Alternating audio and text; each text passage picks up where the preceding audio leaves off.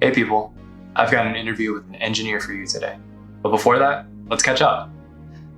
I'm Austin Cabret, software developer and ex-architectural designer. The purpose of this channel is to share information with you as I learn it. I did college, thought it was a waste of money, so let's learn here instead. I'm currently challenging myself to read 13 programming books before May. Each of those could be a video. Also, I've got more programs to try, devlogs, AI talk, and general advice. It's going to be an exciting year. I'll be talking to Francisco Tito Santos, a student of business and sustainability engineering. He's a gamer and lead. More importantly, he's someone I consider family after 20 years of friendship. That started in first grade and is a genuinely curious person. Here we go. Forgive me if I say this incorrectly, but you went to CETIS Universidad and studied sustainability engineering. What was that like? So technically, I went to the university. Yeah, studies university. Well, in English. So or Spanglish, really.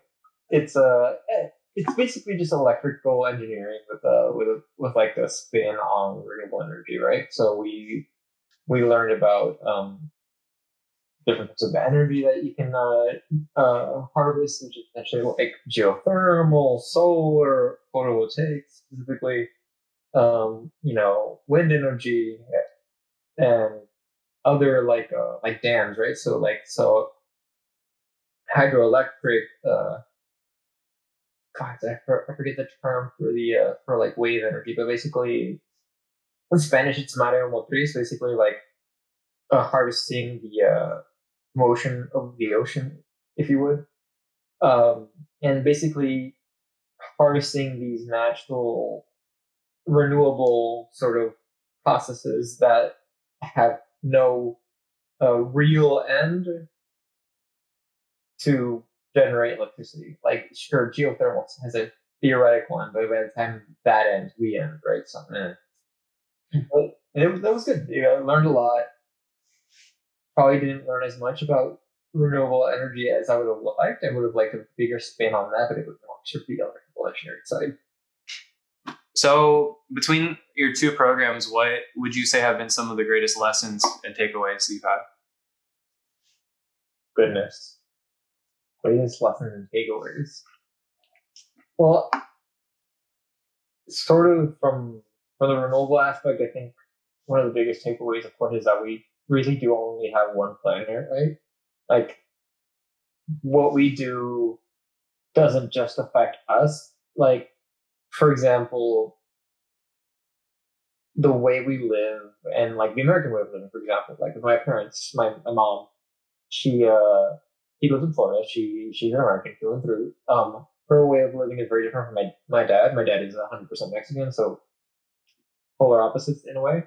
There's a lot of consumption in the American lifestyle. Lots of trash, lots of garbage. Oh my God, there's so much trash. Amazon packages. So many packages, and like I get it. Everybody has needs. You need to buy stuff, but like when you go to the grocery store, fruit shouldn't be in plastic. When you buy food, you shouldn't have to unwrap it every single time, and then you have a trash can that's not even full of like scrap or like organic matter. It's just plastic, and like that's one of the big differences. I would say, and I learned from school is that we have to change the way the systems work. Like sure they are functioning for now, but the price that we're paying every day, every time we sort of use these systems, like these prepackaged petroleum-based systems, that they are killing the planet, and like it's a constant process, right? It's a constant thing that every year it gets worse. And though it's starting to get better, which is one of the more important things I learned in university too, is that it's not unsalvageable, but it is getting close to it. And so we have to sort of recapacitate, I think, towards the way we do things, and not just the way we as individuals, because like most of the problems aren't individuals or companies, the big companies. Like you can take as many 3-minute showers as you want. It doesn't stop the fact that Nestle is pumping out water from a bunch of aquifers on Indian reservations, causing sinkhole and reducing the amount of natural water, which in turn creates a system. It contaminates later. It doesn't matter. It does matter. But we can only do so much as individuals. We have to work toward just correcting companies. I think it's one of the big things I learned in my schooling is that we can be a sort of an agent of change individually, but at the end of the day, we have to sort of reach out and convince these large companies to change. And a lot of that has to do with profits, unfortunately. So we have to make the best environmentally friendly way to do things the cheapest way. Which do you mind if I interject? Happens, what? Do you mind if I interject? Just because it's interesting right now. Yeah. So to me, it's a tragedy of the commons, and it's interesting that you focus on, or either you or your school focuses on the companies, because when you talk, like, those are two different scales to me of, like, you have the planetary scale and then you have the company, which, and in the scale of a planet feels very similar to how us as individuals feel to the scale of these 1,000 people companies, is that the companies don't feel as though they have any power to change the overall planet. And us people don't feel as though we have any power to change the companies who are profit driven. And then, like, there's an in-between scale in that, which is like the countries. And there's already enough challenge in getting all of the countries to agree to have any, like, the Paris Climate Accords or any agreement to cut back on pollution or have any of these things be a focus, when often it results in worsening their economic situations, because when they have these externalities or, like, these worse practices that, like, for example, like petroleum or whatever, like using plastic, they're often cheaper, because whether that be they have to avoid creating new infrastructure, or it just used to be cheaper to produce oil. But I think I read in the past year that's just changed to where electricity is now cheaper to produce than oil. So it's really hard to ask countries that are worse off than the United States to do that, because oftentimes that's not the difference of luxury for them. That can be the difference of powering their homes through a winter storm or something, or watering their crops, right? So I see it from, like, the national level. I see it from, like, the business level, of course, but then also as individuals, I think all three of those levels have a part to play. And you bring up an interesting point, which is less privileged countries or more impoverished countries.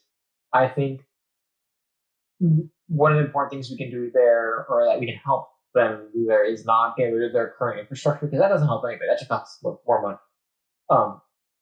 The correct way to do it, in my opinion, is start introducing technology. Add, and then once there's enough of the new stuff, start slowly taking away and replacing the old stuff with the new stuff. So, saying, for example, like, not an impoverished country, but it is an example that fits the narrative. It's California, and now recently, I think Washington and Oregon, or one of the two, are California. Definitely by 2035, there will be no 100%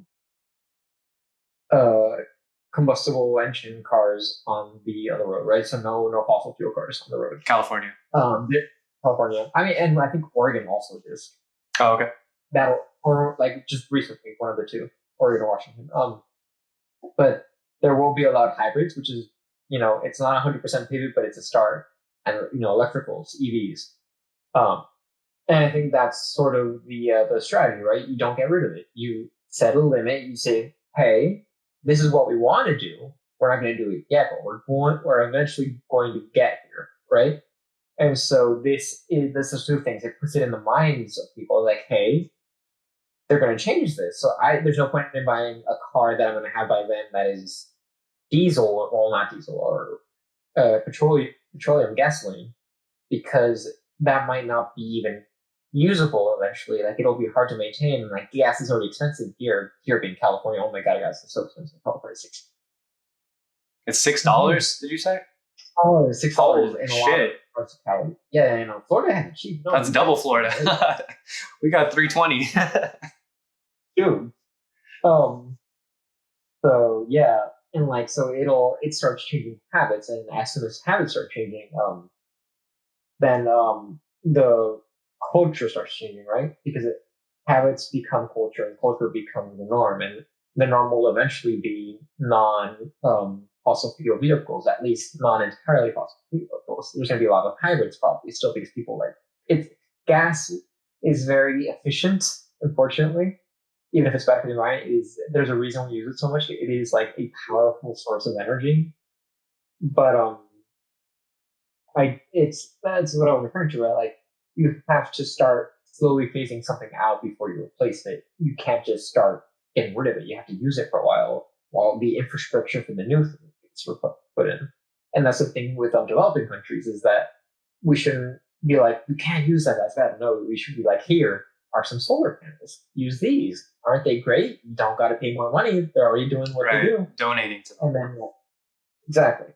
And then, like, showing them that, like, this is good, this produces, doesn't cost more money. And so, I mean, this as technology gotten better, solar panels have gotten cheaper and cheaper and cheaper. Like, I think right now we have an efficiency rating of over 20%, maybe 25%, maybe is the newest ones, which is insane. And so these cheaper, more effective solar panels are one of the options, right? To like help these impoverished countries subsist, at least where they're efficient for energy. And since if they're plug and play for the most part, you just install them and they're good. And that does come with the issue of storage because renewables need storage because a lot of them are intermittent, which is another thing because batteries and expensive and sometimes dangerous.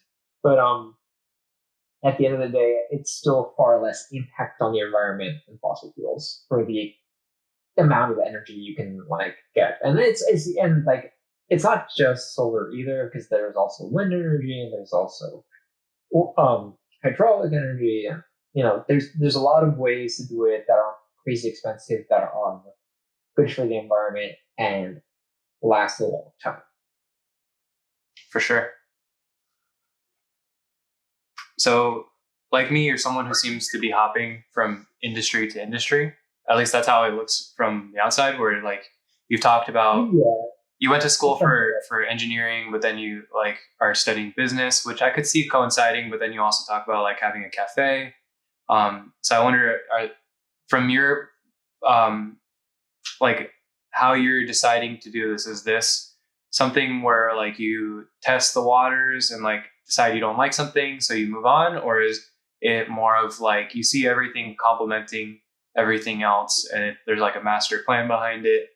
I mean, of course, any skill or like experience you gain is going to complement your past experiences. But is this like working towards some bigger picture, or is this just like serendipity?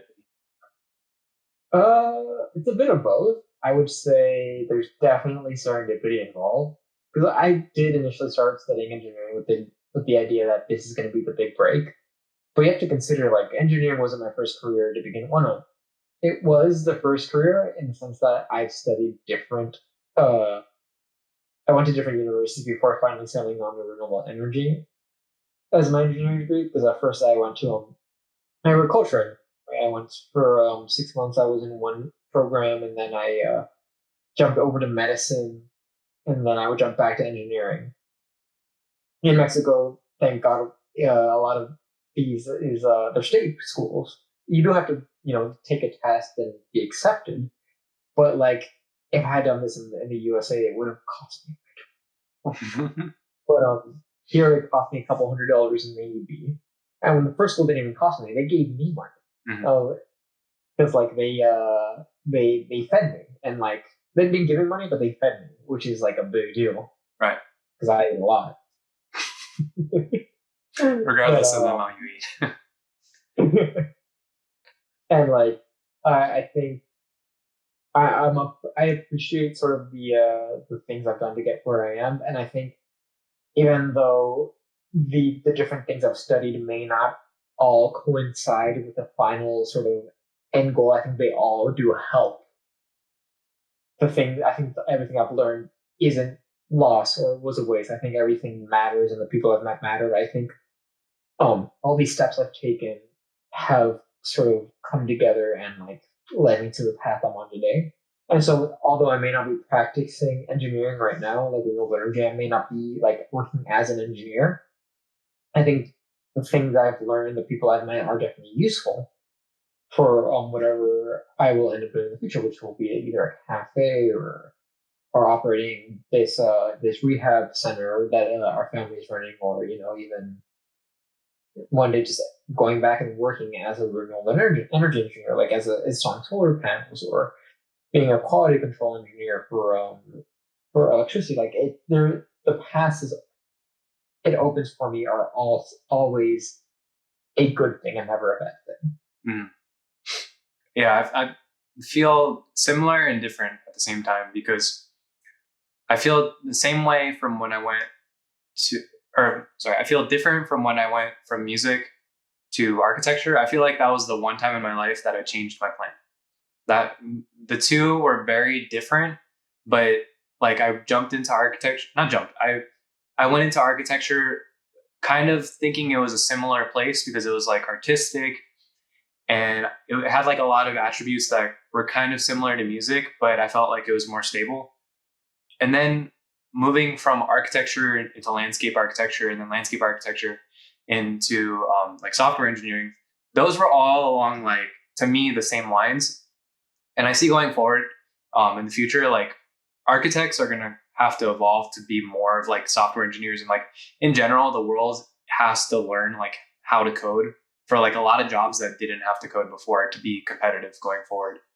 So I don't see like software, like whereas a lot of people see it as like a different industry or career, as even though I know like that's the current state of it, I see it as more like a complementary skill as opposed to like a entirely unrelated one. And I definitely agree with that, because I feel like as we as a society get more and more technologically advanced every year, I think what this once black wizardry of writing code is less of like magic, right? Wizardry it's more of just another skill, like how sort of our generation grew up with computers where previous generations didn't have them until they were adults, right? Like for a lot of these people, like technology is like weird and wild, but we just sort of almost took to it natively. And I think that's going to be what's going to start happening. People are just going to be coding because that's what you have to do for your job, no matter what your job is. I think a lot of it, even if it's just basic coding, like even if it's just like plugging in Python packages just so to like make an image or whatever, like I think that's going to be common, even more so as we get along, especially with things like OpenAI, where you don't even have to learn how to code. You just have to type in what you want and it'll do it for you, right? It's like, that'll be coding eventually, maybe. I've been playing with ChatGPT a lot. Yeah, exactly, right? That's going to be like, when people learn how to code, is like learning how to make these perfect prompts for these AIs. Like, well, it's just crazy because like within computers, of course, there's some subjectivity when you get to the level of like of abstraction of programs, like entire systems of like lines of code that you could write in different ways, and like you could write functions in different ways and how they interact. But at the base levels of it, like the further you get, or like the lower level you get, the more binary and the more like non-subjective, I guess, for lack of a better word, it is. So that being the characteristic of it, AI handles it very well, because like the AI doesn't have to think about the syntax, or it doesn't have to think about like, oh, let me recall something I learned 5 years ago. It just has perfectly accurate memory. And it like is such a good pairing to like this tool. Whereas like having the process of coding relies on so many things that us humans are bad at. Like all the things I just described, we suck at. Like we can't remember things that we haven't learned or that are longer. We learned longer than like 6 months to a year ago. I'll be like very impactful memories, but we like details or like telling you the syntax of something I learned 10 years ago is very difficult for us. And it's just going to change so much. It's awesome.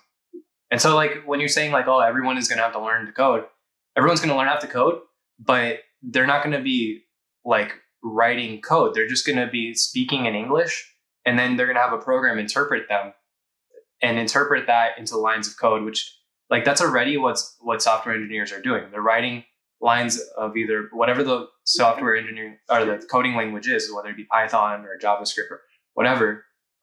That's like very similar to English, or it's written in English, but it has like numbers. And then that gets interpreted at, like, for example, it depends on the code you're talking about, but like in the example of Python, it gets interpreted by an interpreter, which then changes it into machine code.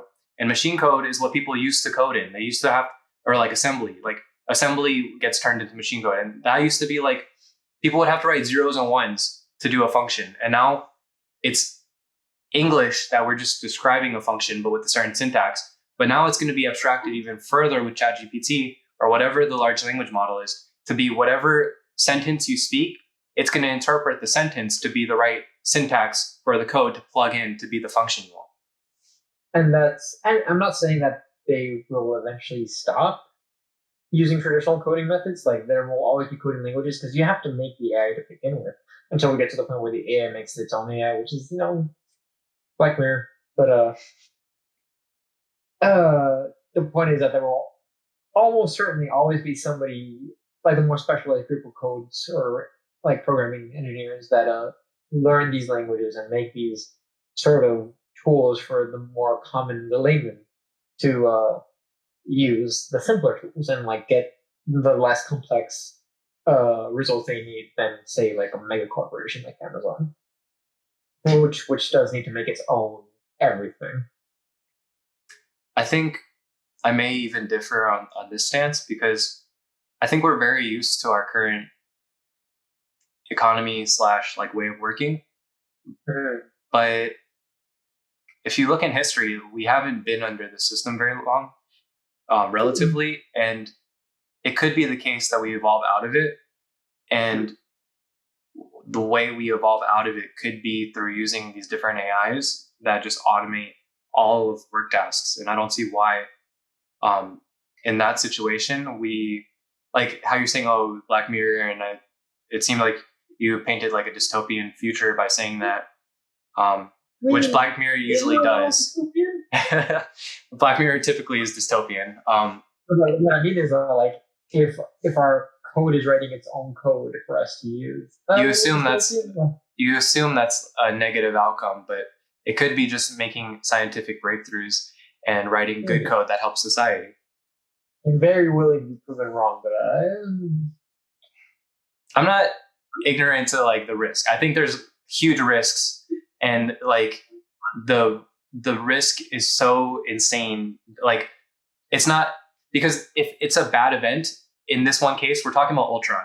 We're talking about a sentience that can exponentially improve itself, and it's smarter than us, and we have no defense against it. It can replicate itself among a million times in the internet, hide itself, like go off to some third world country and build its robot body and like form an army.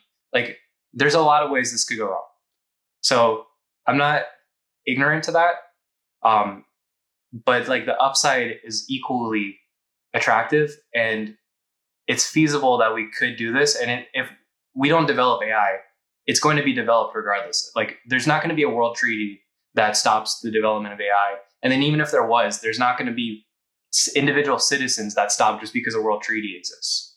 So acknowledging that, we just have to develop tools to protect us from AI, which is going to have to be AI tools. Right.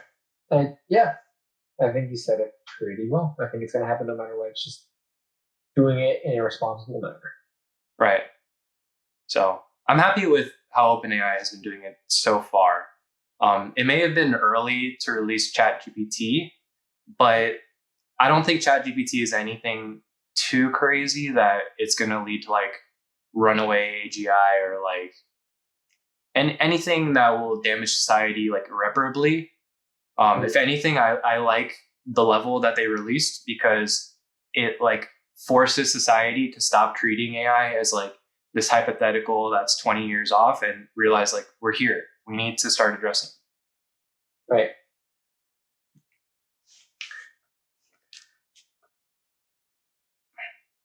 So my next question is a good segue. Going forward, what do we do about all the displaced workers of AI? That's the thing, right? Like, the argument goes that by displacing jobs with AI, you create more jobs which are the jobs that handle the AI. But I'm a firm believer that that's not going to happen. I don't think, like, sure, there's going to be some more, but there's not going to be all these jobs to give all to these people. Like, as soon as you replace, it's like the cashier thing, right? Like, you start replacing cashiers just because there's electronic cashiers doesn't mean there's more jobs to maintain the cashiers. No, that doesn't happen. You end up creating net negative jobs by doing that. And with the advancement of AI, that just becomes even more true, in my opinion. I think we're eventually going to get to the point where a lot of sort of these unskilled labor jobs, which I don't believe in unskilled labor, but these sort of jobs that society perceives as unskilled, going to be replaced by machines or artificial intelligence, aren't going to create new jobs because they're single avenue jobs. They have this one thing, and even though the system to manage it might create 2 or 3 new jobs, but you only need like maybe half as many operators to maintain this new code or machine or whatever. You don't need the full suite of people to do the job that you had before. And so I think humanity's end goal with this should be to eventually use technologies to then feed back into the community and give people the things they need to survive, and therefore use technology as a way to better everyone's lives instead of just for profit. But I don't think that's the path we're going to take. I think it's going to be the for profit sake. And then that's very sort of perhaps pessimistic on me, but history has not proven me wrong.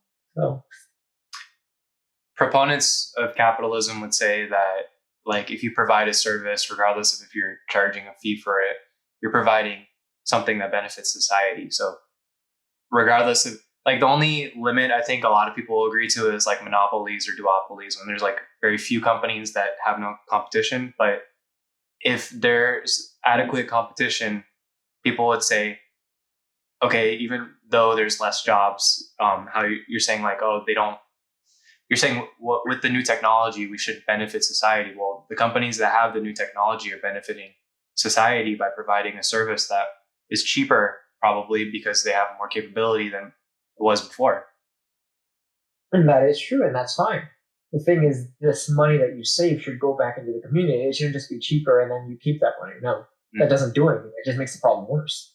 What you should do is all this money that you're saving, you can instead reinvest it into social welfare programs like socialized medicine, better schooling, improved water facilities.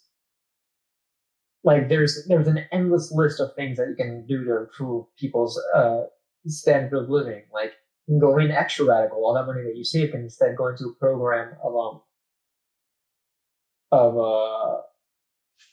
what was it called? It's basically like what would I call it? It's UBI? basically when you give everybody a certain amount of money every UBI? month to pay for basic necessities. Yeah, universal basic income.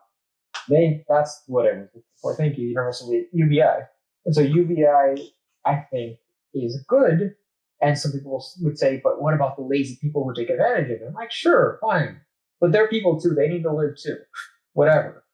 I just don't understand why people like are unwilling to live in a society where there's a portion of the society that doesn't contribute to work, or either that or it doesn't contribute as much to work. Like Why does everyone need to work 9 to 5, 40 hours a week? Why can't people just work less if they choose to? And that's a very American thing, actually. It's very American. Americans are addicted to work. They don't realize that. Well, they may realize it, but work shouldn't, at least in my opinion, shouldn't be the main focus of your life. You should work to live, and like I'm not saying work is bad. I'm just saying it shouldn't be all encompassing. People should have time off. People should be able to live their lives and do the things they like to do without having to worry about, oh, I'm going to be late to work, or oh, I have to get this and done. Like that's one of the things with like cell phones, right? Like having cell phones is one of the worst things for people to have, because now they're not just working while they're at work, they're working at home too, because they can just get a message and be like, hey, I need to send this email. Hey, I need you to do this or that. Like, we're not really working 40 hours a week, are we? We're working like 50, 60. I mean, everyone has different experiences. Yeah, but like, it's not uncommon to hear people working 50, 60 hours a week, and that's not good. Right. And like, the last time we had a work decrease was in, I think it was because of Ford, where he opted for the 40-hour work week, and he wanted people to have weekends, and that was so long ago. And productivity has only gone up. How come we're still working the same amount of hours? We're literally doing twice the amount of work than we were back then. Mm. See, I think a key component to this whole equation is like, you would imagine that regardless of if people lose their jobs, if we just keep increasing, I forget what the word is. It something per capita, like whether it be GDP or like something per capita. If we keep increasing our capabilities, eventually we're going to reach a point where the whole world will be in excess. Like everyone will be able to have access to food. Everyone will be able to access water. And that's the utopian goal, right? That's what I'm saying. Like these advances in technology should have the end goal of being able to provide these people with the basic necessities, and not having a job shouldn't be an issue. Well, I was going to get to the thing that prevents it, which is that I could see that happening if we're limited to our planet. We have a ceiling, and then we grow to that ceiling, and then we become good stewards of the planet and just have a system that we manage. But where I see a wrench being thrown into it is like, if we go to Mars or the moon or other planets and colonize them, now let's assume we can jump from solar system to solar system. Now we have an unlimited growth potential. It's not that we have a cap that we can just grow into. Now we have endless potential for our like furtherance of technology to give us further ability to expand. And if that's the case, then until like we colonize every single planet that we want to colonize, I don't see like a way for this whole debate to be settled of like, oh, we continue to be able to do more, but we don't give it back to the people. The reason that is because there's more problems for us to solve with our growing like sphere of influence. We expanded west. What is that? That's the thing, though, right? Like we are starting to reach a plateau within the next 10 years of human population, I think, or at least 20 years.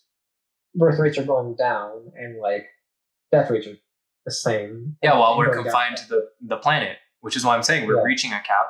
But if we all of a sudden unlock Mars, and now we have the westward expansion all over again, the cap isn't 10 or 8 billion or whatever it is right now. It becomes whatever Mars is area and resources added to that. Yeah, but that's like 200, like at least 100 years off before being at like an actual configuration, I think. Yeah, but I don't see if that is in existence, regardless of when it happens.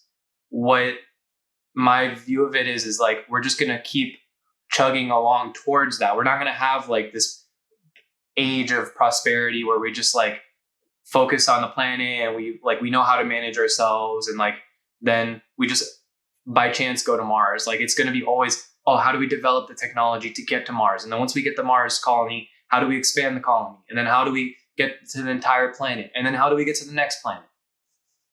But why not though? Why are you limiting yourself? I feel like we can do both. I'm saying that as long as we have both, we have that like future goal, then that's going to give us something to work towards. And if we have something to work towards, we're not going to distribute our. It's like having an individual. People are going to be selfish for the sake of progress. Yes. It's like having an individual like constantly investing his money in himself and never having fun, as opposed to like the excess money he has finally laying back and being like, all right, I'm going to go like to the beach, or I'm going to go chill out. And that's the thing. I feel like we will get to that point. I feel like we will have eventually enough productivity where maintaining the baseline for everybody isn't a sacrifice. And in fact, we have excess that we can put towards these projects. And I think, my opinion is that we should first focus on this baseline first, and then work on these extra projects. Because what's the point in trying to make people who aren't even born yet feel better when the people who are alive are suffering? I don't have a hard stance on that, because that I completely agree with that argument. And then you consider also that like some of these asteroids that are out there are completely composed of diamond. Like, what does that do to the economy? It's not even hard to get. No, I'm just saying as an example, like there are extreme economics that can come into play when you can add such large amounts of material to the Earth. Yeah. Like imagine if we find an asteroid full of water. Like what is that, like fresh water? What does that do to us? I mean, more than fresh water, what we need to do is we need to find a way to desalinate. Because we have enough water, it's just not clean. Yeah, I think I told you the story of my design 5 class, was it? Where I proposed a desalination plant and the architecture professors thought it was a bad idea for sustainability. And it's so funny to see the world come around. Well, you're coming around, or have come around, or not that you need to come around, but like you're saying that that's a good solution. And I've heard other like more engineering minded people say it's a good solution. So it's always been a solution. Well, it's been preventively expensive, but it gets cheaper over time as well. Yeah, and that's why like it's good. At the end of the day, it's still a good thing to do. Mm. We do need to make it cheaper, but it's still a good thing. You know that it's a prohibitive price. It's never going to space to mine an asteroid for water is never going to be cheaper than installing desalination plants unless you find a planet-sized asteroid full of water. Well, that's its own challenge. That'll probably not be worth it, because how do you break up a planet-sized water body to be used on Earth? That's the thing, right? It's just not feasible, right? Yet.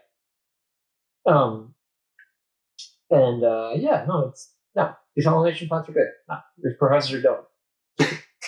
Big dumb. You said it, not me. What are your thoughts on battery tech / solar panels / nuclear fusion? I don't know if you saw the story recently that there's been breakthroughs in nuclear fusion. I know it's probably overrepresented. So that's the proof of concept. It's not an actual solution. If you read the article, the people who made it even say like, nah, it's not. Don't expect this to be a solution. Because sure, the laser charging up via the capsule and making more energy than the energy the capsule received is true. However, they have to turn the laser on in the first place, and that uses way more energy to begin with.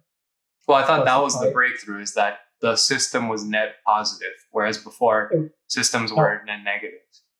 Nope, it was just the proof of concept. That's what that was. What they did was they did create more energy. Then the capsule received less energy than what it created, but the system used more energy overall than it needed to. It was a proof of concept. It's not going to be viable, at least for a very long time. Right. They have to scale it up to a level that is so incredibly expensive that you shouldn't expect it within the next 20 or 30 years. It's not okay. Well, I'm still interested in it as a concept. And regardless of if it happens soon, let's just assume that it does happen one day. What do you think the implications of nuclear fusion are on the energy industry? Like, I've heard people saying that if our power plants become nuclear fusion as opposed to nuclear fission, that this essentially means that we'll become so productive that energy will go to zero. Yeah, I mean, it'll be incredibly powerful and interesting and good, but I like if we were to get there, like imagine all the energy crises we have, they wouldn't exist. Right. They just wouldn't exist because you could create as much energy you want. Essentially, your only limiter is how many capsules you have and like your the amount of lasers and all that. But it's not gonna happen anytime soon. Well, I'm holding out that we can extend our lifespans, which so far hasn't had much. What is that? Do you want to live a super long time? Yeah, I do. Oh, human brains have a hard cap on the amount of storage they have anyway. Yeah, but that's in our current system design, physicality. Also install hard drives. We already are. We already are. At the most basic level, I guess. Some people. Yeah, but I have a preference on any level. Because there is a difference. There's a difference when replacing like your brain with machines. Well, you're being very extreme. Like you're saying from level 1 to like level 99, but also like even if that was the case, I wouldn't agree to that if it was going to be like detrimental. Like if I was going to go brain dead from that, obviously. But I assume that they have the technology figured out to upgrade me, not make me worse. Yeah, there's a lot there that I don't know about. But yeah. I feel like that's a different conversation. I wouldn't be the day one guy. Let's put it that way. It would need to be tested. Like if it was the case that like every person in society did this, and like on your 18th birthday it was like a rite of passage or something, and like you just get upgraded. Like okay, why not? If everyone is proven. Like getting aesthetic surgery in South Korea. I feel like that probably has more health detriments than this. I'm saying if there was nothing wrong with it. Okay. Yeah. But nuclear fusion aside, like there's so much to talk about within the space. Like there's batteries, solar panel. Like what's going on? I don't know if you keep up with any of this now, but like, have you heard anything exciting about either batteries or solar panels? Like I know you said the solar panel. Is it the efficiency rate or just like the amount that they can absorb is higher than ever? Yeah, so the efficiency rate is the amount of energy you can convert into electricity is going up. It's higher than it's ever been, and they're cheaper than ever, which is really good because that's just more incentive to install them. The issue has always been though is storage, batteries. Batteries are expensive and they don't last forever. Do you like lithium? Lithium is the best one we have so far, but it has its own issues. So it's what we can use. And like lithium is expensive, and it's not properly sourced in the sense that the countries people are getting the lithium from isn't really. They're kind of being stolen. Like the lithium's low key being kind of stolen from them, because they're not being paid the respect they deserve.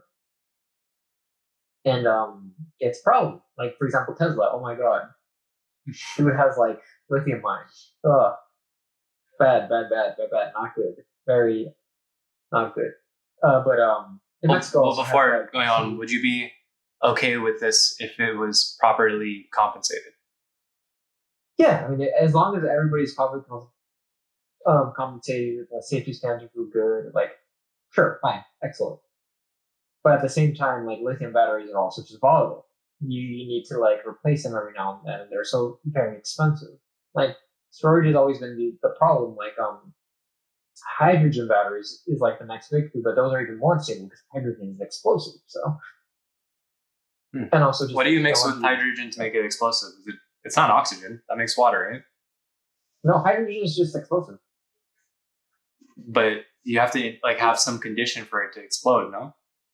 Nope, it's just explosive. Like you need to light it on fire, right? But like if you're using batteries, they heat up. So. Oh, okay. So if it's introduced to fire or heat. Yeah. Like if you introduce any sort of like spark or anything, like any sort of combustion, it'll. Gotcha. And that's an issue. Okay. But it's the storage they have is amazing, but the technology isn't there yet, and it's also just not safe. Part of that's not safe enough yet, but that's one of the main solutions. The other one is like God, I don't remember, but there's this other type of battery that I can't recall right now, but it basically it's like it's there's not. It's not even worth mentioning. I can't recall it. But basically, the problem with batteries is the price and their like stability. Right. Do you have a preference between hydrogen and electric? Electric right now. There's no like I would want like hydrogen sounds awesome in theory, but like you have to. That's all it is right now. Right. If let's say it's not right now, it's several years from now, and either the infrastructure or the technology is developed for hydrogen. Given that hydrogen and water are more scarce than electricity, would you still choose electricity, or are you saying that it's like a better technology? So at the end of the day, what hydrogen does is create electricity. It's a storage medium. So electricity is always going to be the baseline. Like we're always going to be using electricity. Okay, well, full like solar photovoltaic as opposed to hydrogen generated electricity is what I mean. think photovoltaic is always going to be easier, just because we have a sun and like the technology already works, and like everybody can have solar panels on their roof, and they're not going to risk explosions or anything. Like it's the point of entry, like the line of entry for like photovoltaic installation is so low. It's just money essentially that like anybody can have solar panels on the roof. Mhm. Whereas these hydrogen batteries that are theoretical to begin with, don't really exist yet. So like I don't doubt that maybe one day we can get there, but like this is so far into the future that I don't even think it's worth considering until the technology is at least functional. Right. So speaking on solar panels, like I've done like a calculation a few times, but not enough to have it memorized or like have a decision. But like oftentimes the price of installation of solar panels, especially with like the solar roof that like Tesla and Solar City provide, is it sometimes outweighs the cost of like the energy that it provides. Is that true, or is that that's a problem? That more than anything has to do with the price that the companies are paying. Because in Mexico, it's cheap. It's so cheap. Oh my god, it's cheap. And we're using the same panels. This is all bureaucracy. This is the companies charging you a ton plus the permission from the US government to install solar panels. This isn't the material costing a lot. This is the people wanting to make money. Do you think that's the labor costs, or do you think that's like the administration just setting a price that is higher than it needs to be? It's just setting a price higher than it needs to be because labor costs is dirt cheap. You can install panels within a day. It's easy. Well, but well, I guess they're linked. I was going to say that the price is not like directly associated with the time it takes to set it up, but like the more hours leads to a higher price. To do with company lobbying, like PG&E, Pacific Gas and Electric. They don't want people to have solar panels because then they make less money. Right. Because even though they are utility companies, at the end of the day, they're still a for-profit industry.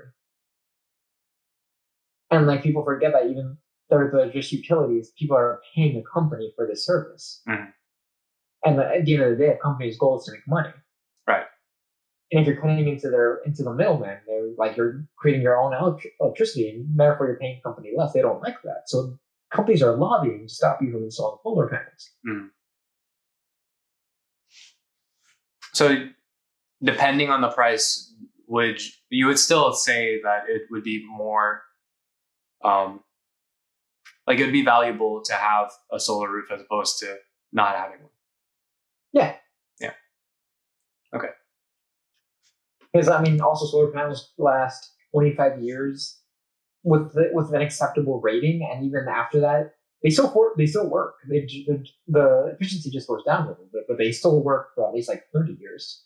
And like in 30 years, that's a long time.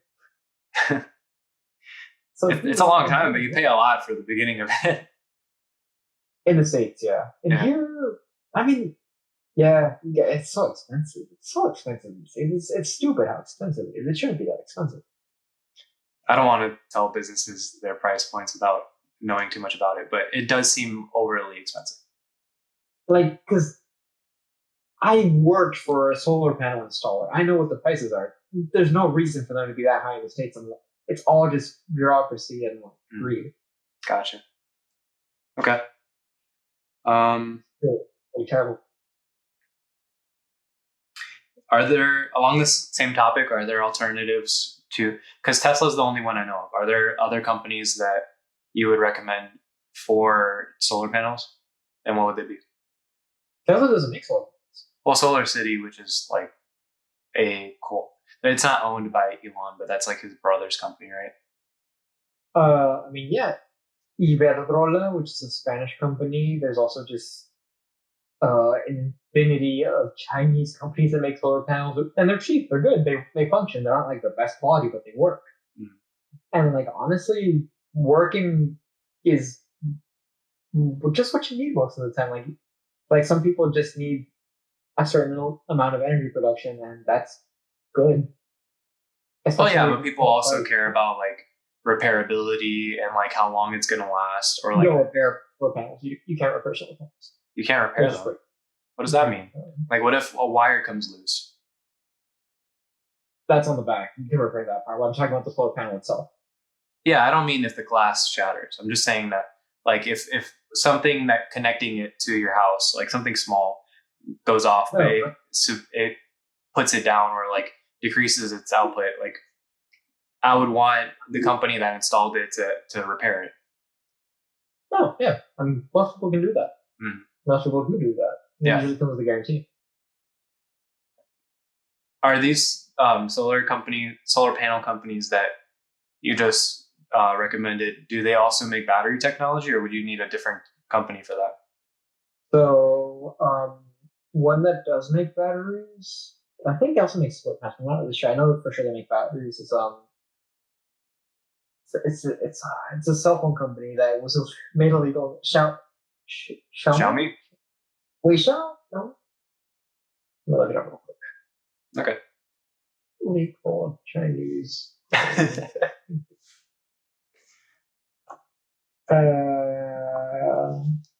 Huawei. Oh, okay. So Huawei make batteries, right? And I think they might also make solar panels, but I know for sure they make batteries. And like they have these batteries that are designed to take from solar energy systems, right? And so, yeah, they make good stuff. Like they're good batteries. Like they're actually good. How do they have U.S. reps? I'm sure they do because they sell phones in the U.S. Huawei is illegal in the States. Oh, is it? Yeah.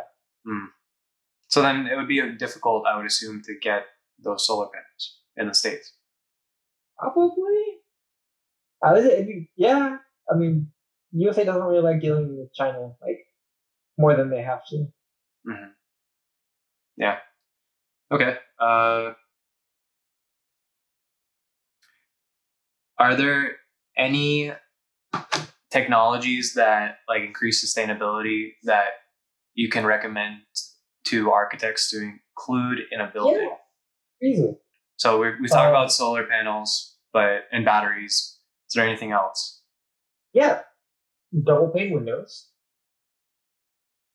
better insulation, proper sealants, so less in and out airflow for your house. Just those three things will drastically decrease the energy cost of your house. It's because you will maintain a certain temperature easily. And so when it gets high, it gets hot slower, like way slower. So your AC has to work less. And when it gets cold slower. So your heating has to work less. That actually saves a ton of money and is like really good. Do you know the channel Linus Tech Tips? He is he has a new house and he built a server underneath his pool. And the thinking for that is that the server's heating goes to like heat the pool. And he was told, "Oh, don't do this. You can't do it." But he did it through like pipes that go. I don't know if they go in like into the concrete of the pool or like what, but I think they're finishing it now, and it seems like it's going to work. That just seems like an awesome idea. It's like redirecting the heat to like somewhere you obviously need heat. That's just intelligent design. If you're going to have a large body of water anyway, right? What's water really good at? Water's really good at absorbing heat. Right. You just have to design it well because like you're also putting two things that don't go well together, which is like water above computers.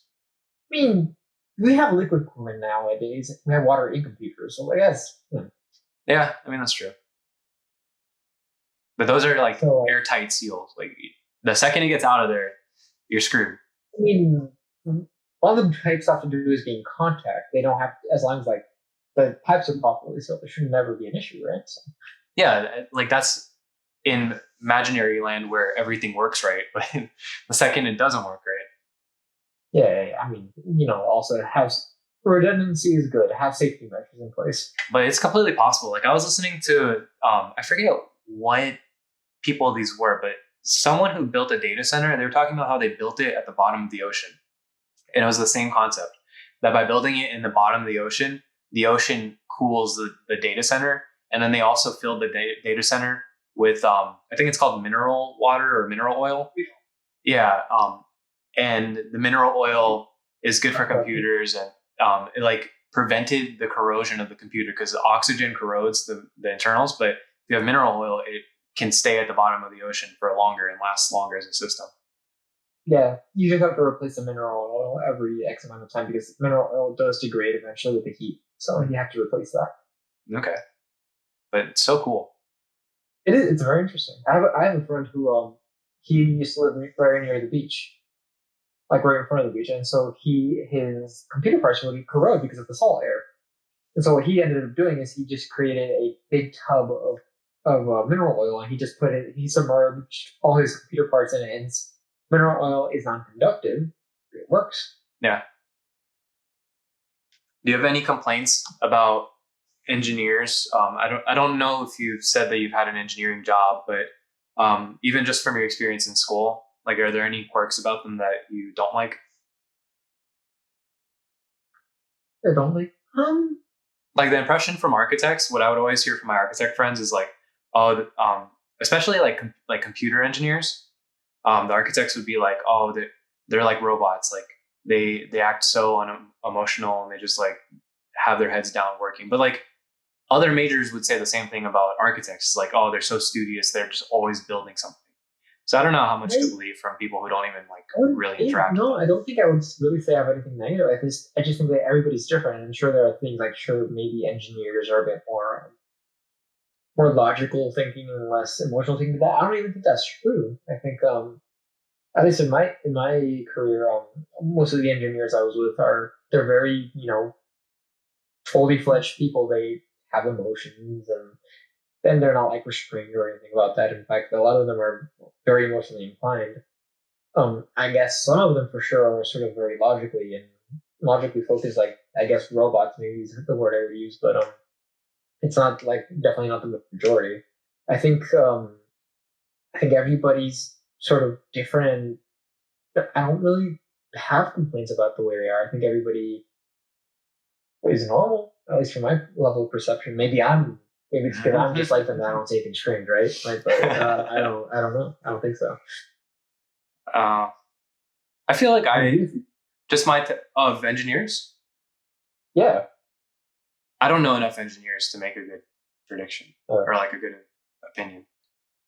But I feel as though my temperament and like personality are more aligned with engineers than my major. Because the more architects I interact with, the more I get the feeling of like the predisposition of architects are very like less rational, more like an emotional and like artsy and like a little chaotic. And I definitely have that aspect to me. But I think along the spectrum, I'm more inclined to like lean towards the engineers than the architects. The architects, like, to me, they like are nonsensical sometimes. Like like I can't tell you how many debates about technology I've had with architects, like of technology that exists today. I'm not like debating whether like I don't know, like a search engine or something.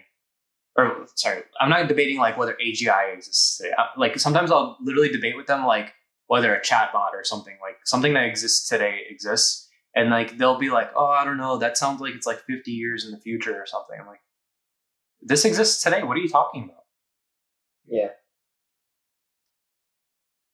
Like perfect example was when I went to school for like the first 3 years of my school. Every professor, and like of course the students just echo the professors, at least like half the students that are like kiss ups, they just echo the professors that would say, oh, like don't rely on your computer, use like hand drawings, because like your computer is going to limit your thinking, and you want to like be uninhibited and be able to be a good drawer, so you can like think in not only a different way but also like have that as a skill. And like I wasn't rebellious to them in the beginning. The more I did my career or like my program, and the more like I advanced as an architect, the more I realized, like I woke to the fact that like I think their opinions are really outdated and just really inherently illogical. But when I was given that advice, or like that, I guess advice, or like they told me that, I took it to heart, and I spent 2 years straight just practicing to sketch. I have sketchbooks there that are just full of sketches that I did, because I went into college thinking, okay, I don't have any experience in drawing. I have experience in music, so I'm already at a disadvantage. So I spent 2 years just drawing.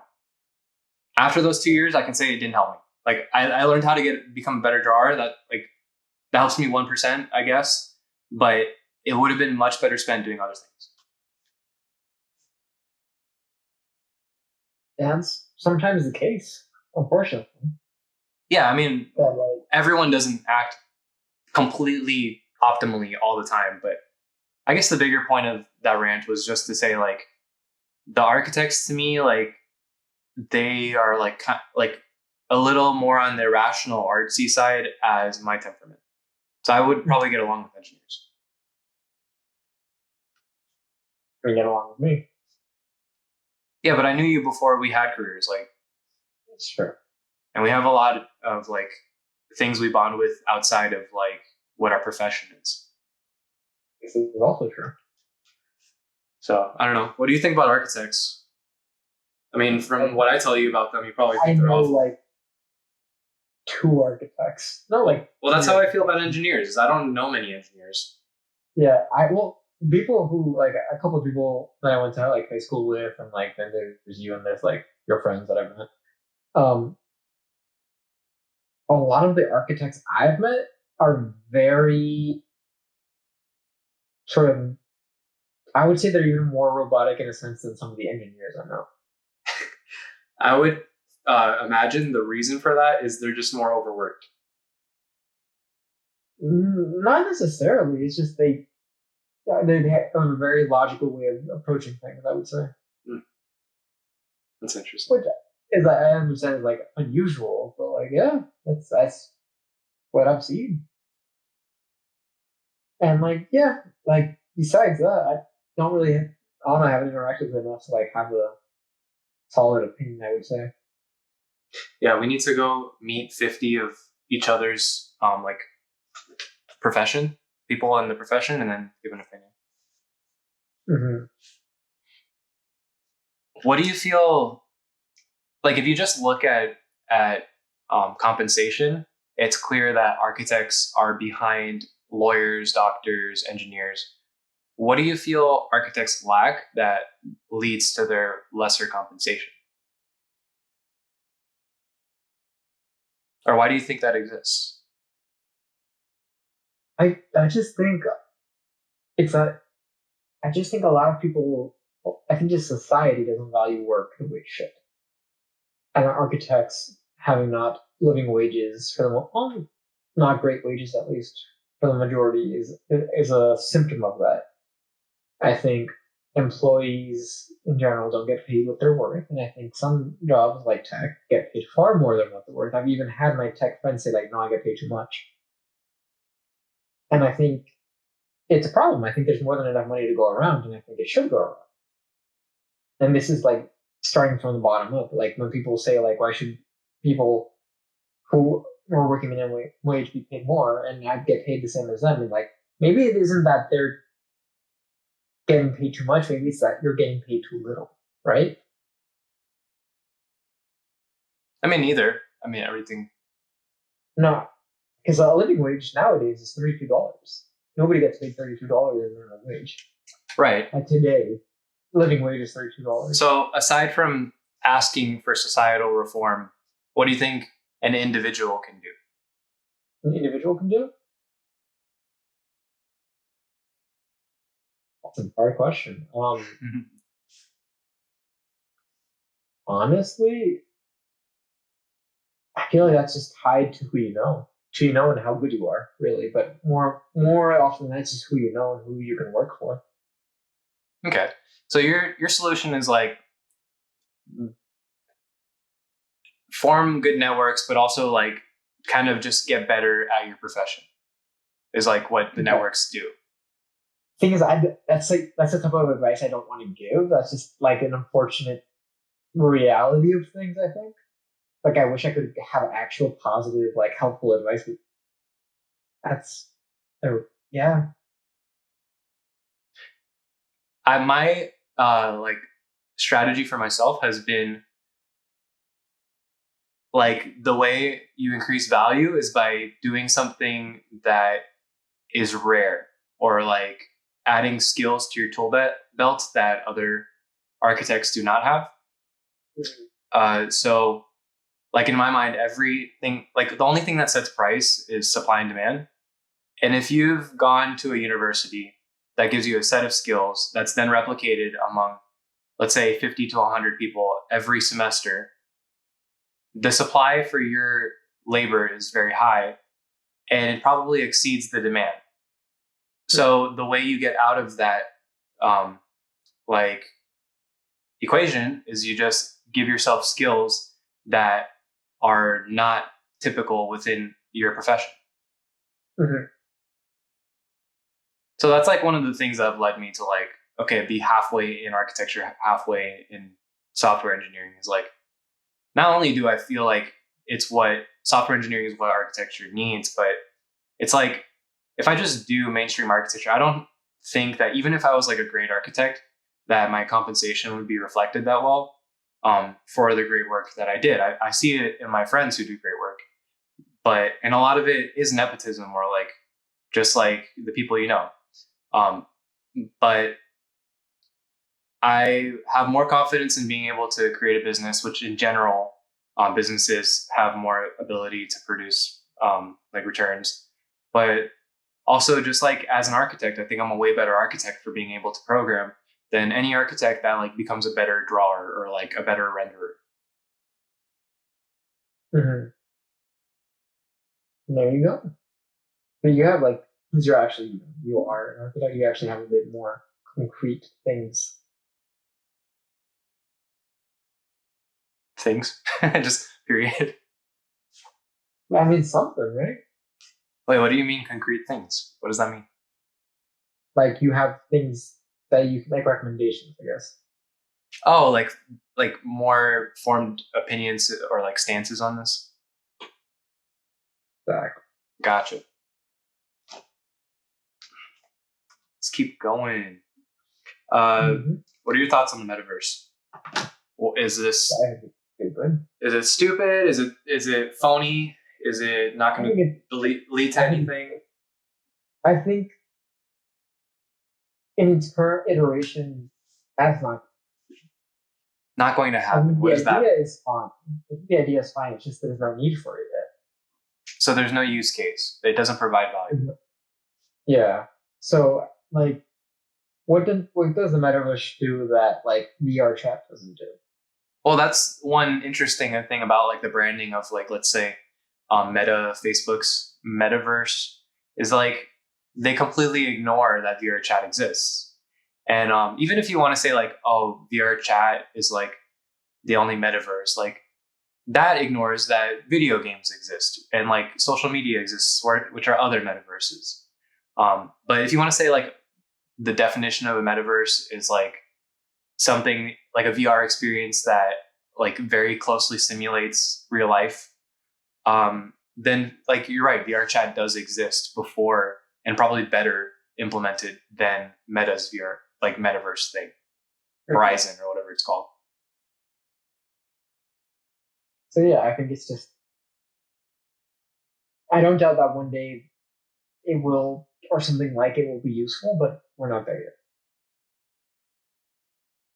Do you think it's close enough that we should like develop that, or do you think that's just a waste of time because there's such larger problems in the world? I feel like there's enough people in the world to work on every problem. I'm not saying it's a waste of time. I'm just saying the way they're approaching it is stupid. Oh, I can agree with that. Yeah. I think everyone except for Mark Zuckerberg agrees with that. I can see a use for it. Yeah. But they're not doing it the right way. Like, it should be focused on communities and like people, not on work. People don't want to use that for work. It's just adding extra steps to work that, like this, a video call is just as useful as a metaverse. In fact, more useful because you can actually see expressions. Well, that's in its current implementation, like you said, but like the recent HoloLens professional model allows you to have expressions with your avatar. And the way Mark Zuckerberg describes it, his end goal is like a complete a complete simulation that like mimics the real world. It just now by mimicking the real world, you can portal and you break laws of physics and do things you otherwise wouldn't be able to. Yeah, that's not like, I don't doubt that we will eventually find use cases for it. Maybe most likely not work related, but more narrative related or like entertainment, sort of like what we already have with VR. Yeah, but maybe just develop that angle more. I don't know. It's such an unexplored area that anything is possible. That's interesting. I'm super excited for it, to be honest. Neutral. Like imagine my perspective being an architect. Well, I can't say it. I always struggle with like saying, "Oh, I'm an architect," because legally you're not allowed to say that unless you have a license. So I have to say like architectural designer or some shit. But like people know what I mean. Imagine like your profession is creating spaces, and then like a tool comes out that deletes the intermediary. You don't have to like do it through a portal. You just are in the spaces always. Like that's a dream to me. Mm-hmm. What is the best video game you've ever played and why? I'm very interested in this topic. Best video game I've ever played. So I can't say like a single game. The one that probably comes onto my mind the fastest right now is play Hades by Supergiant. By Supergiant Games. It's for those of you who don't know, is a game about the son of Hades, Zagreus, the god of blood. He wants to escape Tartarus and see his mother, Persephone, right? Yeah. Yeah. And so to do that, he has to... Don't fact check us. Yeah. He has to sort of fight through the layers of hell. So like Tartarus, then you have gods. Forget the names. What's the one with the river Styx? Yes, I mean the river Styx is when you die. That's what takes you actually to the main sort of hub of the game. But the point of the game is it's a roguelike. So you beat the game, then you go back to the beginning, and you sort of every time you play the game, it's different. And so the game, sort of the core gameplay loop, lasts like an hour and a half usually, or less. It can last as little as like 20 minutes, depending on how good you are at the game. So what you do is you start weak, and then you sort of go to different rooms, you defeat the enemies in the room, you get power-ups, you find money, you talk to the characters, you get deep into the lore of the game. And it's just really well done because it's not just an action game. Like the actual characters of the game are super interesting. They are super well voiced. The music is flawless, and the visuals are just beautiful. It's not like amazing graphics or anything, but the visuals are just really well done. It's Like the composition. drawn. It's super polished and it's just very fun. And and the core gameplay is just good on top of all that. It's just a very well done game.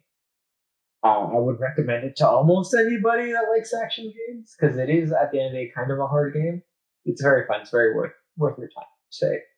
And besides that, the games that I've played the most, not necessarily the best games, but the games I have played the most. Is it RuneScape? What? Is it RuneScape? That one's up there. That's for sure up there. It's for non-multiplayer games, I would have to say Pokemon Sapphire on the Game Boy Advance. That game I clocked at least 400 hours into as a little young and. Because I have a year in RuneScape of like real-time hours. I know you have more than I do. I have more than you do? So I feel like you've played more in RuneScape. Maybe. I mean, I would have to look. I don't know if I have a full year of real-time hours in RuneScape, though. I don't think I have that much. I don't know that I could play Pokemon Sapphire for over a year. I mean, of course not. I mean, 400 hours, what is that? That's like a month of time. And that's when we're kids where everything is shiny and new and you can play the one thing forever, right? Yeah. But besides like single player games, so it'd be definitely RuneScape and League of Legends. Oh, okay. Fair. But I probably put more time into RuneScape, honestly. Like I have been playing League more consistently as of late. Well, since I stopped playing RuneScape, right? But I would put more, whenever I would put time into RuneScape, I would sit there and put way more time into RuneScape. Like I'm talking, when we were like 12, 13, 14, I would put in 6-8 hours a day, like during vacations. And even during classes, like I would go to sleep way too late. Dude, it sucks that we didn't have mobile RuneScape back when we were in middle school, high school, because it'd be game over. I would just be constantly in it. It would have been a problem. Yeah. It's like in class, looking at the screen, looking at the teacher. Oh. Yeah, algebra, schmalgebra. Are you a fan of, I forget what the name of their group is. Is it KDA or like, what's the League of Legends pop star group? So they have a bunch of like music groups, right? They have more than one. Tito, which is the heavy metal group, right? They have KDA, which is the K-pop group. They also have a hip hop group, which is what is that one called? But they have like a bunch of different music groups essentially, because they make kind of all right music.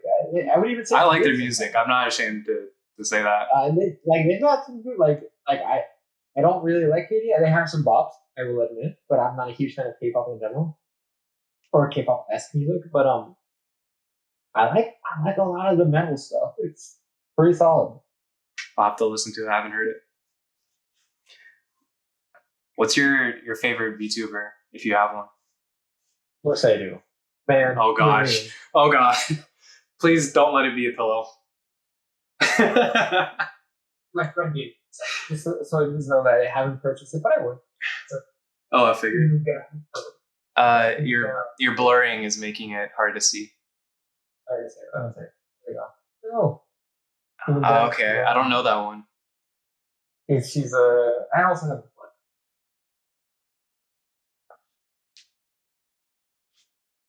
It's yeah. Flushing. Oh, okay. Cool. She's There's so many these days. And like I always said, I would never be interested in this shit. It's for degenerates. I hate it all. I find it okay to waste time as long as you don't get too into it. Like I'll watch a video here and there. I don't watch like a ton of it, but like I will like tune into the stream, like a video game. Like I'll watch them like same. Like I'll watch people play video games that aren't VTubers. So if it's a VTuber, I find it like very. It's not that I'm any more attracted to it. It's just a similar appeal. Cool. I will say though that they don't really speak English, so I have had to put to use the minimal Japanese that I know quite a bit. That would be a barrier for me. Like some of the ones I listen to, I think Iron Mouse is one of my favorites. I don't know if you've seen her, but she's like Puerto Rican and she speaks really good English. She's just entertaining. She's Puerto Rican. What?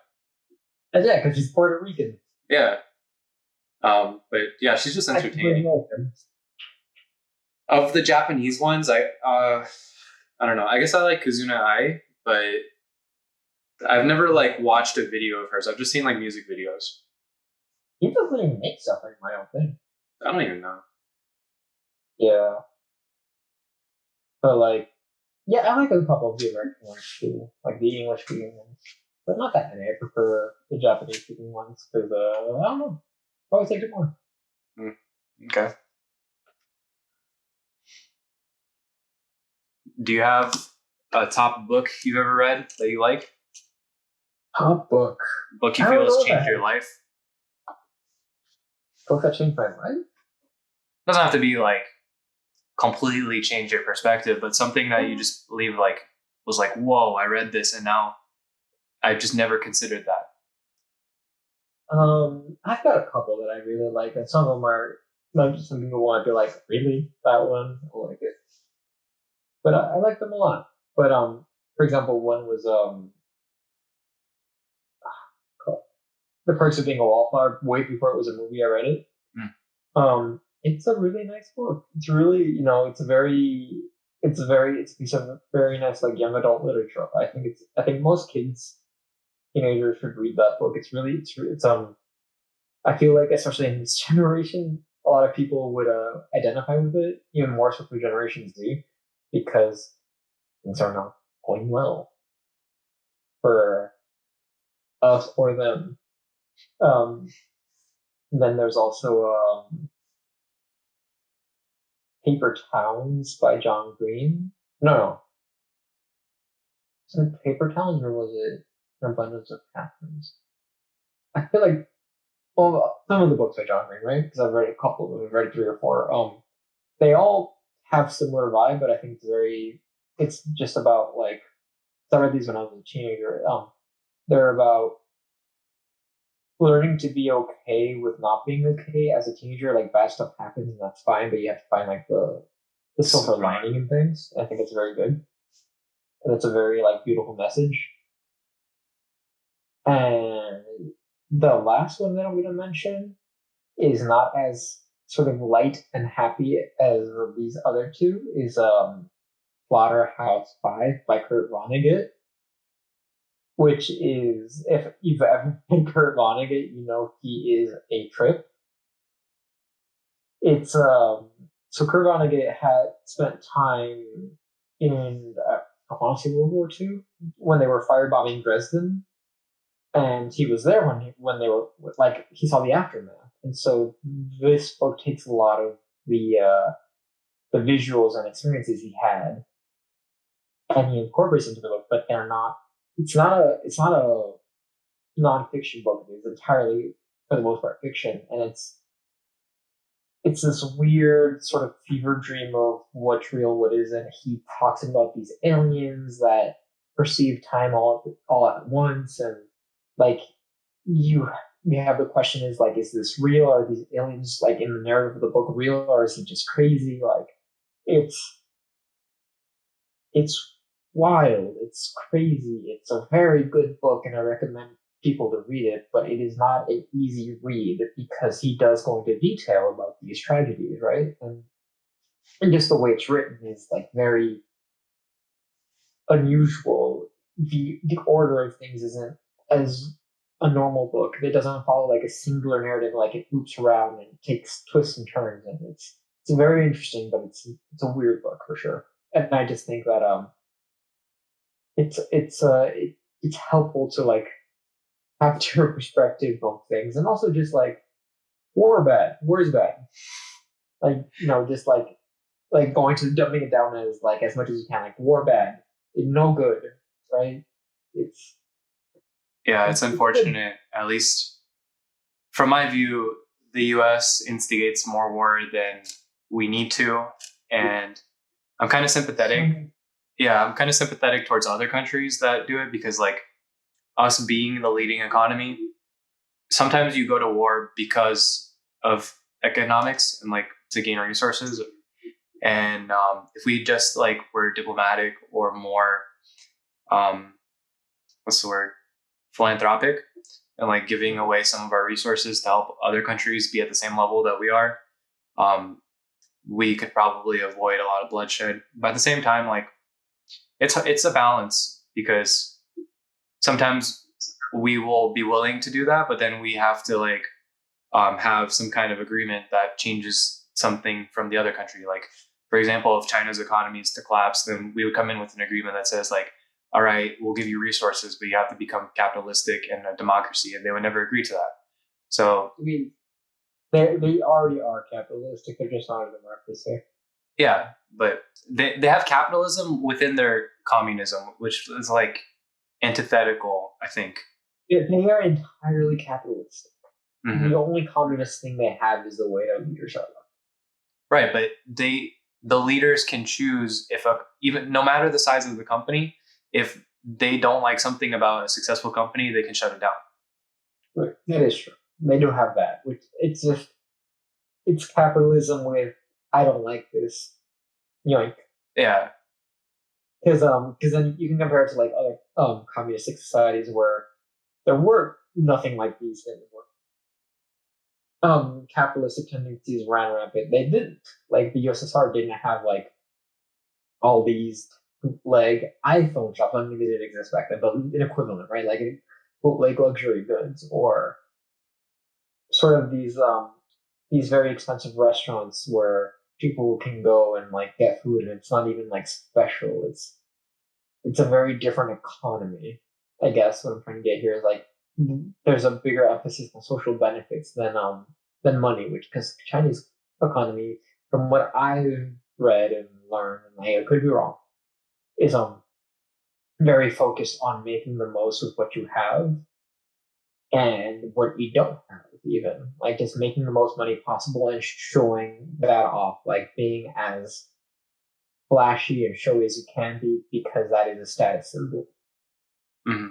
And from what I understand, though, that's starting to change. The newer generations don't like that. They don't like having this sort of worldview based on showing off what you have, and they are actually starting to fight back against that. But then there's a government that doesn't exactly like these changes. So it's it's like anything. There's always changes happening, and what we were getting to is that not really. Like they just like saying that. Okay, I have so much to learn about China's government. I'd like to live there one day. It's a lot. There's a lot to learn.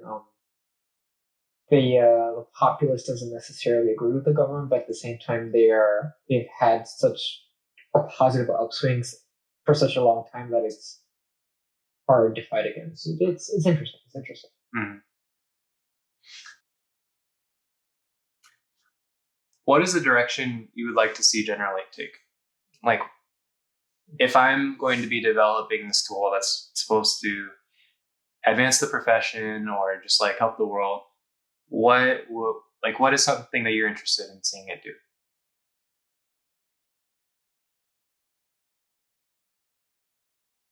I think it'd be a very interesting tool for people to just saying from more of a like recreational side. I think it'd be really nice for like designing printable things like for like 3D printers. I think that'd be a very nice angle you could take. Like for example, like maybe making set pieces, so like instead of having to like actually manually create these sort of mock-ups, you could actually just print it out on a 3D printer. So is it the tying the model to a 3D printer and then having a physical like object of it, or is it just like focusing on things that are that scale? Like being able to convert whatever you generate into to real life. Out type for a 3D printer, and then being able to print that out. And the thing with that is cool because you can then use it as a mock-up or as like set pieces for home projects, maybe games, maybe school projects for your kids. Like being able to have this very functional tool that can do these sort of very handy things without having to have a ton of design experience. You can just export a file and drop it in a 3D printer and get that done. I think it's a very neat concept. Sweet. There's it actually made me kind of sad because every time, like every couple weeks or months, I hear about something that's released that's like one step closer to what I'm trying to make. So it's just like annoying because I don't want it to be made before I make it. But NVIDIA created this thing called, I forget if it was NVIDIA or OpenAI, one of them. They made this thing called Point E, kind of like DALL-E, which is like an AI image generator. Point E is AI 3D model generator. And it makes like whatever you described in text in a 3D model. But it's like the models are very like low resolution and they're like point clouds. They're not like meshes. So it's not very good, but it's like directionally where I'm heading. So that frustrates me because they're very much better positioned to do it than I am. Yeah, it's a problem with trying to do something when you're like A person. you're going up against these people who have money and. Well, it's not just that; it's expertise. They have the personnel. Like in every domain, they're probably better off to do it. But what I'm hoping is that they're too they're unfocused, kind of like Google, and they just dip their toes into everything but don't produce anything. Right. Because they're essentially a GPU company. Yeah. And hopefully that's what happens. Otherwise, you are in a tough spot. Like even if that does happen, and I've spent years like building it, but I've learned software engineering, I see that as valuable because then I have a mainstream career in software engineering, and I'll have made a YouTube channel based off of it. So I don't see it as a negative. That is also true. It is a good point. There's no wasted time. Hell yeah! All right, man. Well, thank you for allowing me to interview you.